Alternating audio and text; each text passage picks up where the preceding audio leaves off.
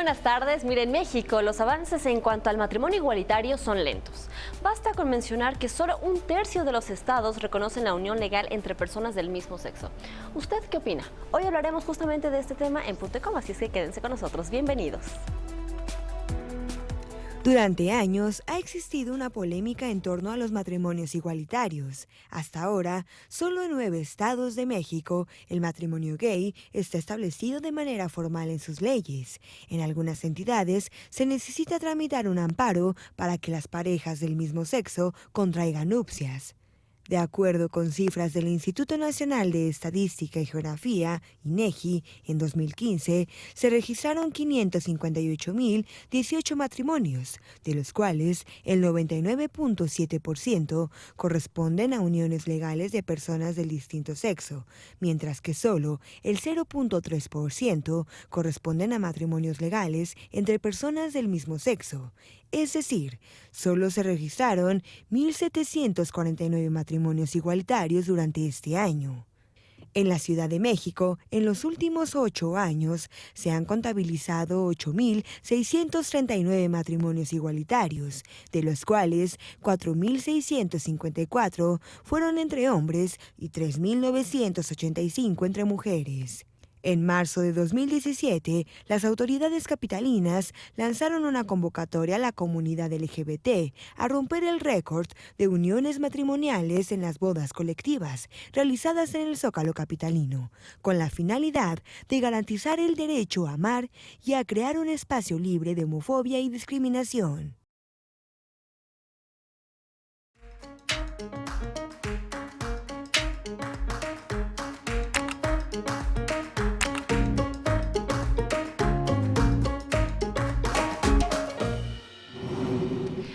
Muy buenas tardes, bienvenidos a Punto y Coma. Ya le anunciábamos este tema tan interesante, un tema en el que hay muchísimas dudas, muchísimos mitos, y hoy tenemos justamente a la mejor persona que nos puede desmentir todas estas cuestiones que de repente, todavía creemos en una sociedad en pleno siglo XXI. Jazz, ¿cómo estás? Muy bien, encantada, mi querida Pau, y con un tema que desde hace muchísimo tiempo yo quería platicar, y con mi querido Jaime Morales, que pues eres, la verdad, un pionero en este tema y un hombre que tiene una pareja ejemplar y una familia ejemplar. Bienvenido. Muchísimas gracias. Hola, Pau. Hola, Jazz. Pues muchísimas gracias por estar con ustedes aquí en Punto y Coma, tratando un tema muy polémico, un tema que la gente tiene poca información, pero en general que en la Ciudad de México es un tema ya consolidado. Es un tema consolidado, justamente ahorita estábamos platicando antes de entrar al aire, que la Ciudad de México tiene muchísimas bodas masivas de parejas del mismo sexo, que además creo que somos pioneros en el mundo entero, que se ha replicado este sistema en muchos lugares a lo largo del planeta Tierra. Y tú, con mi querido Felipe, que además tengo el gusto de conocerlos desde hace muchos años, llevan una relación maravillosa. De hecho, siempre lo platico porque están en un capítulo de mi libro de Como Anillo al Dedo, en donde enaltezco su relación, y además que fueron una de las primeras parejas gays en adoptar y en tener a una hija feliz, que creo que eso es lo que todos quisiéramos tener, hijos felices, que crezcan. Claro, siempre van a crecer con bullying, porque todos hemos crecido así, claro. Que porque si tienes lentes, que porque si estás gordo, que porque si estás flaco, que porque si eres blanco, que por si eres moreno, de eso no te salvas. Pero ustedes han formado una familia, la verdad, maravillosa. ¿Cómo fue todo este proceso de adopción, en primer lugar, de matrimonio, de decir, pues así somos y así somos felices y así la vamos a hacer?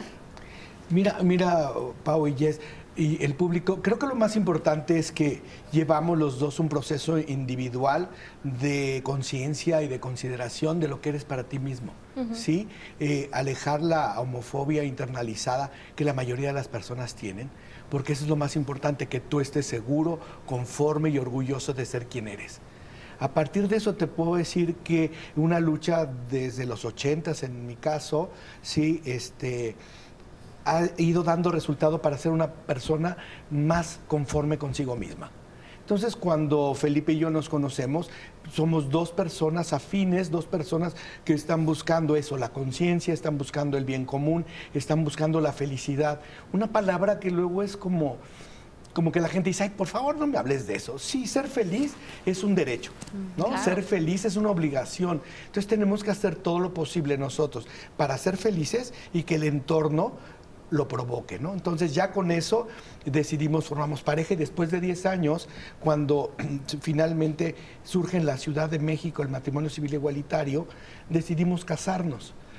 Y cuando Felipe me dice, oye, pues vamos a casarnos, nadie me cree que Felipe fue el que me dijo que si me Yo casaba también con él. hubiera querido que tú Todo el mundo propusiste. piensa eso, sí. Siempre todos están a favor del guapo. Ay. Y entonces decidimos que queríamos adoptar.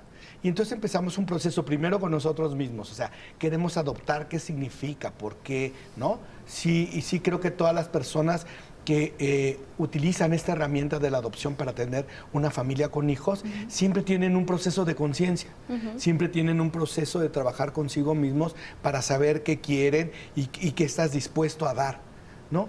En este caso decidimos que sí y fuimos primero al DIF nacional y nos encontramos con una burocracia espantosa. Sí. Es Con que un- eso es lo que te iba a decir. O sea, de por sí es muy complicado abortar. Para una pareja hombre-mujer, o para un hombre solo, o para una mujer sola, es complicadísimo. Sí, el proceso de adopción es complejo, efectivamente. Es algo donde tenemos que trabajar profundamente. O sea, los niños y las niñas que están en situación de adopción vienen de procesos complejos. Si no es el caso de que son recién nacidos, pero tenemos que hacer un programa específicamente de adopción. ¿Sí? En nuestro caso lo que fue eso, tomar conciencia, ir al DIF, nos encontramos con una burocracia espantosa, no nos discriminaron por homosexuales, discriminaban a todos. A todos, Sí, ¿no? Sí. Creo que no ha cambiado mucho. Sí. Sí. Y no está tampoco tan mal, ¿no? Porque de pronto pues hay gente que no es que quiera adoptar y hacer una familia tan bonita como la de ustedes, sino que están buscando pues, tráfico de órganos y demás. Entonces también no. hay que tener cuidado. Sí, no, el proceso sí es muy cuidadoso. Yo no creo que haya alguien que adopte para después hacer tráfico de órganos o hacer uso sexual con quienes, o sea, es un absurdo, sin ninguna lógica entraría. O sea, cuando hay trata de personas y eso van y los roban. Los roban y ya. ¿No? Estos son procesos muy cuidados por el Estado. Es decir, nosotros pasamos por una serie de pruebas en la Procuraduría General de Justicia, que en aquel entonces era del Distrito Federal. Hicimos un proceso largo, complejo, muy diáfano. Además, se acababa de aprobar en la Ciudad de México, entonces estaban como muy capacitadas, porque eran puras mujeres en la Procuraduría, para atendernos sin una mirada discriminatoria. Entonces, además tomamos un curso para que supiéramos lo que significaba tener una familia, lo que es tener ser un padre y otro padre adoptivo. Y entonces, al final, como de 1 año y 3 meses, resultó que éramos una pareja que podía tener hijos, ¿no? Estábamos capaces de acompañar en el camino de la vida a un pequeñino, a una pequeñita. Entonces, luego, en el caso de la Procuraduría, esta entrevista surge que sí puede ser una persona o una pareja, sí es capaz de adoptar. Ya que pasa eso, los niños y las niñas que están en situación de adopción hacen también un estudio. Y entonces ven con quién empatan, ¿no? Ahora no es nada más tú contigo, yo escojo aquel, no, tú no escoges, ¿no? Es más bien un proceso bastante técnico, científico de quién con quién va. ¿Quién elige a quién? La niña, bueno, en tu caso es una niña, ¿no? Pero la niña los eligió a ustedes No. a la niña, ¿cómo fue? No, te preguntan, si quieres niño o niña, más o menos de qué edad, y claro, todo eso lo tienes que argumentar. ¿Por qué niña? ¿Por qué niño? ¿Por qué de esa edad? ¿No? Si puede traer alguna enfermedad, si puede ser indígena. Te dan una serie de preguntas para saber cuál es el perfil al que tú estás dispuesto a entrar, ¿no? Y luego, ante un consejo consultivo de la Procuraduría, la persona que, digamos, defiende tu caso va y dice, la pareja 1 creemos que debe de ir con el niño o la niña 2, por tal y cual razones. Y todo el mundo pregunta, ¿por qué debería de estar ahí y no con otra persona? Y entonces resulta que nosotros fuimos, además, la primera pareja que por unanimidad nos dieron una adopción. Wow. Jaime, Una de cada 2 parejas, de acuerdo con estudios del CONAPRED en 2010, sufre discriminación simplemente por ser una persona homosexual. Me gustaría preguntarte si esto no fue de pronto pues un pretexto o que generara miedo para que tú y Felipe tomaran esta decisión de adoptar. Pero ¿qué te parece si nos contestas esto regresando al corte? Claro. Mientras tanto, los invitamos a que participen en nuestra cuenta de Twitter, @punto y coma_TV. Apoyas al matrimonio igualitario y la adopción en parejas del mismo sexo. El hashtag de hoy es matrimonio igualitario. 50% de ustedes opina que sí, 50% que no. Volvemos.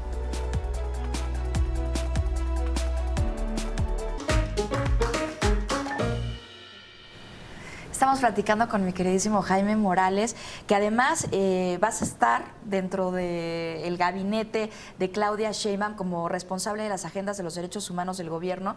Y es bien importante, ¿no? Se dice fácil, pero eres además un activista, empresario, papá, esposo, y ahora vas a defender los derechos humanos de la Ciudad de México. Cuéntanos. Bueno, pues mira, algo que me hace muy feliz es que la doctora haya confiado en mí para hacerme responsable de cuidar las agendas de los derechos humanos en la ciudad. Y lo que sucede es que esta ciudad es una ciudad de derechos. Es una ciudad donde las leyes, sí, ya no se emancipan de cualquier otra cosa, pero ha habido poca vigilancia. En los últimos tiempos, lo único que no ha habido es el respeto a los derechos humanos. Entonces, la idea de un área dentro del gobierno de la ciudad es que desde adentro, desde el interior, tengamos una ruta alrededor de los funcionarios, de los trabajadores de la ciudad, acompañándolos para que respeten los derechos humanos. Siempre hay como una mirada de exigir, de reclamo hacia los funcionarios. Tú no lo haces, pero no ha habido un acompañamiento desde adentro. O sea, los funcionarios y los empleados de la ciudad sufren exactamente igual que la población, que no tienen agua, que dos horas de transporte, que están mal pagados, que trabajan por honorarios, que trabajan horas de más, que no tienen tiempo para convivir con sus hijos, etcétera. Entonces, si el gobierno de la ciudad no se hace cargo primero de su gente, difícilmente serán los aliados para el cambio. Entonces, la doctora me instruye que justamente tenemos que cuidar primero a nuestra gente para que juntos, que son 180,000 empleados, ¿sí?, trabajemos todos como uno solo a favor de la población. Y la otra ruta es trabajar con la población, es decir, acompañarlos y decirles que son sujetos de derechos. Hoy pensamos que alguien si nos da servicios es una dádiva, como si no lo mereciéramos. Y hoy es algo que tenemos que dejarle muy claro a la gente, es algo que a ti la Constitución te consagra. Tú eres un sujeto de derechos. Los niños son sujetos de derechos. Siempre hemos tutelado a la gente, a los niños, a los adolescentes. El gobierno prohibicionista que todo te dice, tú debes de comportarte de tal manera. No, tú eres sujeto de derechos, tú eres responsable de esos derechos y yo tutelo los derechos, pero no a las personas.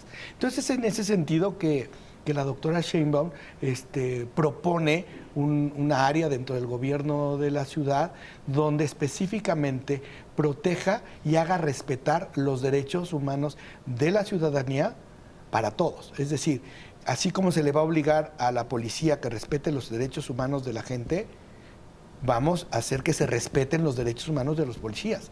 O sea, la mayoría de los policías de esta ciudad merecen todo nuestro respeto. ¿Sí? Dan la vida por 3 pesos que se les pagan. Y nunca se les reconoce, nunca se les agradece. Siempre llegamos a la ventanilla, seguro ese es corrupto, y llegamos enojados con el de la ventanilla. Sí.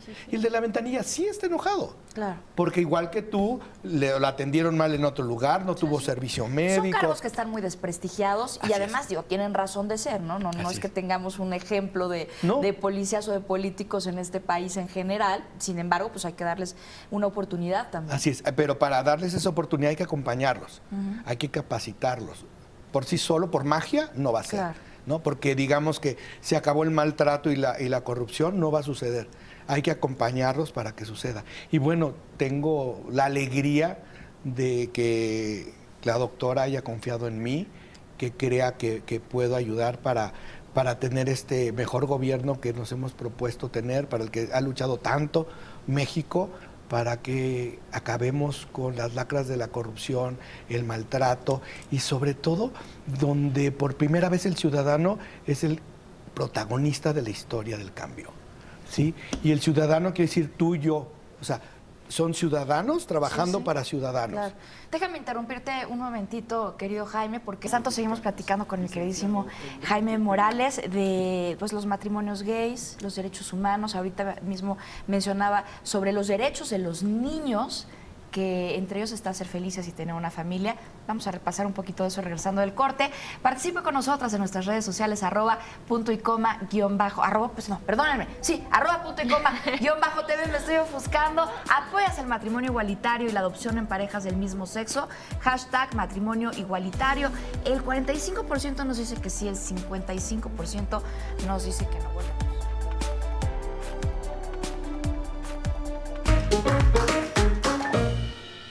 Jaime Morales va a ser el responsable de la agenda de los derechos humanos y entre esos derechos, ya lo decía bien él, está el de los niños, de ser felices, de tener una familia. ¿Qué significa esto, Jaime?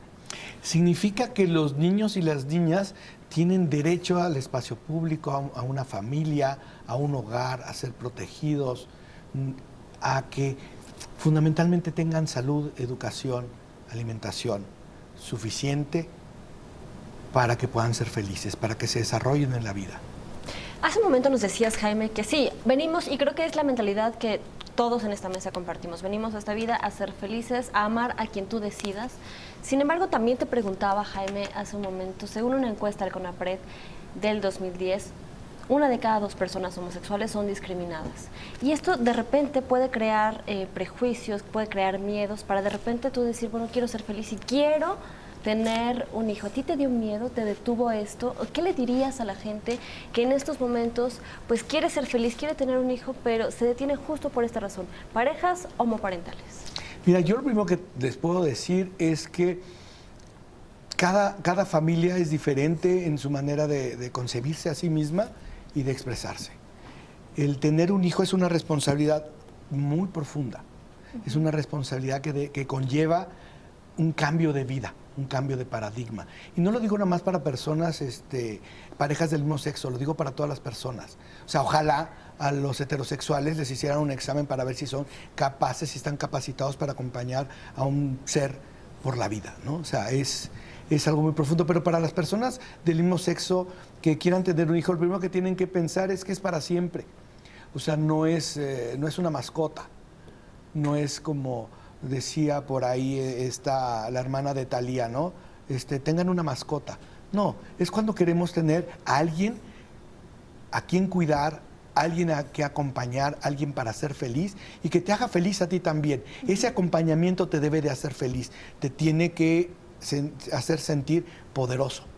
Y una de las razones que yo decía cuando no entendía esta parte es, la mayoría de las personas que tienen hijos tienen muy pocos recursos para acompañarlos en el camino. Trabajan 10 horas, les dan muy poco tiempo porque todo el día están trabajando. Y a pesar de eso, tienen más hijos y están felices con sus hijos.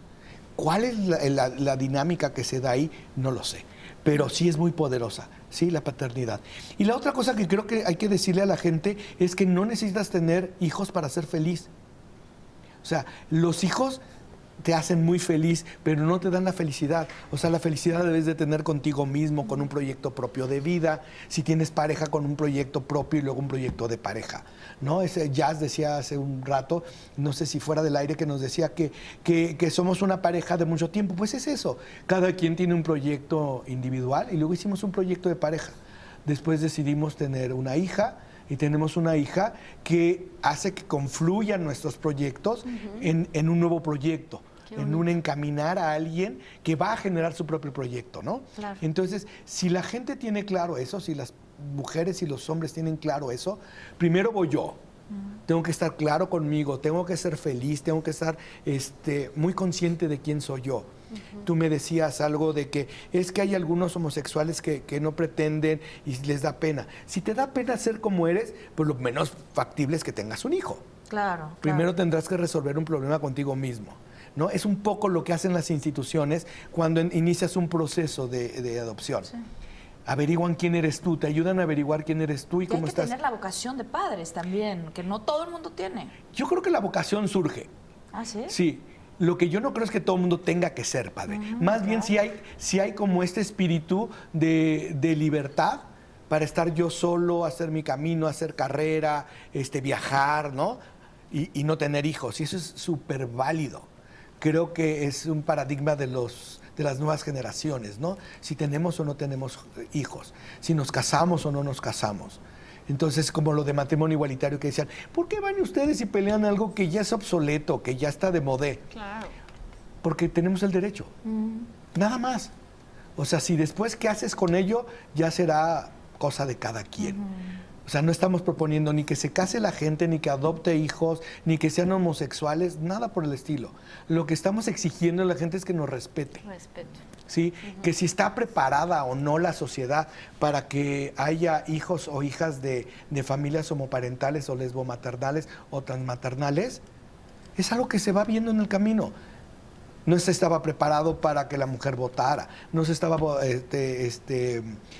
para que hubiera la píldora, no se estaba para que ustedes usaran minifalda. O sea, ¿cuándo ha estado preparado el mundo para qué? Nosotros preparamos al mundo. Claro. Nosotros tenemos que salir adelante y prepararlo para lo que nosotros vivimos. Me encantan estas palabras, Jaime. Pero nos tenemos que ir a un corte. ¿Qué te parece si seguimos hablando sobre estos mitos, estas dudas que todavía existen acerca del matrimonio homoparental y, por supuesto, también la adopción? Lo invitamos a que participe con nosotros en nuestra cuenta de Twitter, @puntoycoma_tv. La pregunta es, ¿apoyas el matrimonio igualitario y la adopción en parejas del mismo sexo? Seguimos recibiendo sus opiniones. Volvemos.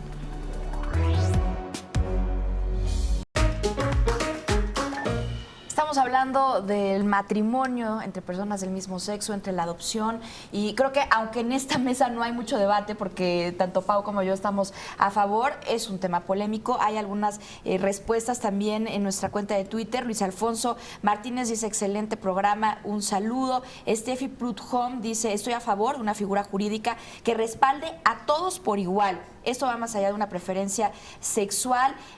También Francisca Saavedra dice, entre los individuos como entre las naciones, el respeto al derecho ajeno es la paz. Ahorita platicamos más con Jaime, pero antes platicando con Jaime Morales, decíamos que es un tema por demás polémico. Hace unos meses tuvimos justamente una mesa aquí de gente que está en contra de, que dice que no es algo natural. Digo que, insisto, que es complicado porque no puede haber debate, porque yo estoy absolutamente a favor de...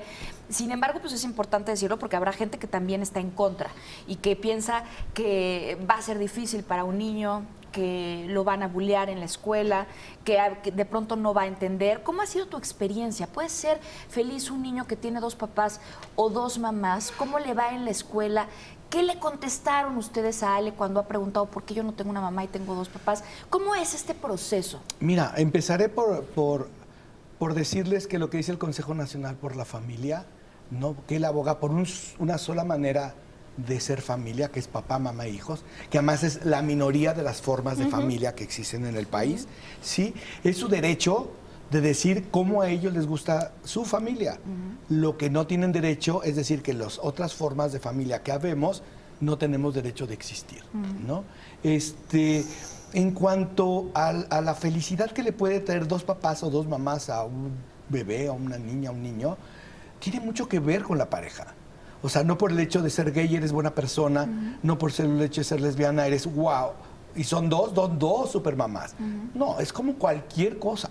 Claro. ¿Sí? Tienes que estar capacitado, tienes que haber trabajado la maternidad y la paternidad. Es como tu caso. O sea, lo automático es haber tenido una relación y luego gestar un hijo. Claro. Pero prepararte para acompañar a ese hijo, a esa hija, es un proceso que haces tú y que hago yo. Claro. Que decían, es que tú no vas a saber cambiar pañales. Que ustedes traen un chip en el ADN que dice, se activa al gestar. No, cambias pañales y es lo más normal. Además, ¿cuántos niños hay también que no tienen papá, que no tienen mamá, que no tienen alimentos, o que tienen papá y mamá y son golpeados? Pero no es mejor una cosa que la otra. O sea, por supuesto que sería preferible que los niños estén en una familia que tenga armonía, que no sea disfuncional. La mayoría de las familias en este país tienen violencia familiar. Fíjate.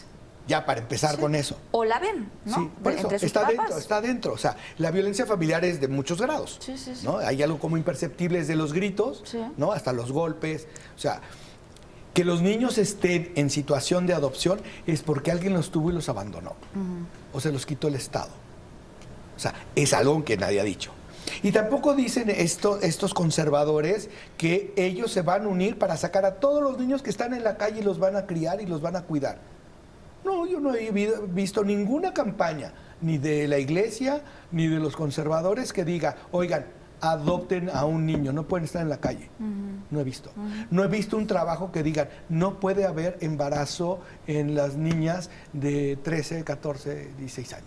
O sea, el embarazo adolescente es terrible. Sí, sí, sí. O sea, hay índices que Qué son curioso lo muy que altos. dices, claro. En vez de pelear porque no O sea, adopten parejas del mismo sexo, o sea, peleen por... pelean contra nosotros en lugar de que peleemos todos juntos para que no haya niños en la calle, Claro. que se protejan los derechos de los niños, niñas y adolescentes. No, están cuidando una moral que alguien les dijo que existía.